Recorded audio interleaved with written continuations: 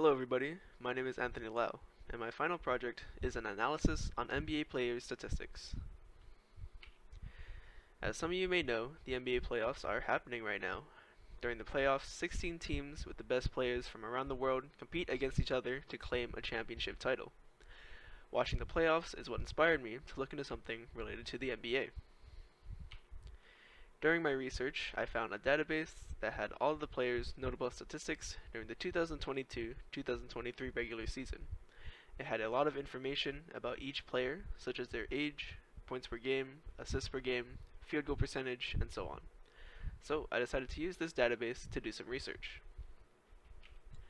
The first thing I wanted to look at was how age affected points per game. For most players, as they grow older, their production decreases as their body gets worn down.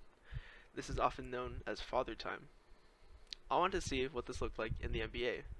So I made a simple linear regression model and plotted the players' points per game and their age. On the graph, I noted some important players such as Luka Doncic, who at the time was the points per game leader, LeBron James, and the oldest player in the league, Udonis Haslem. Something to note is that the model actually trends upwards as a player ages. However, you can see that the model is pretty inaccurate since it is a linear model.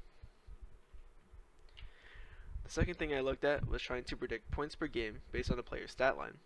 I used all of the offensive data, such as field goals made, 3-point percentage, free throw percentage, and so on.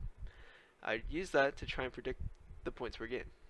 The predicted value of the points per game was way off, being on average 30 or so points off the mark. From what I saw, the model would often predict way above the actual points per game. So there are definitely many improvements that could be made to this model. Lastly, I tried to find out what made a good offensive or defensive player.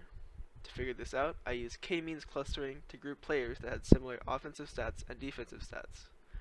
I also used PCA to reduce the dimensions down to 2 so I could graph it. The better shooters or defenders generally had a higher score, but the clusters are close together, so there's likely some overlap. Thank you all for watching my video.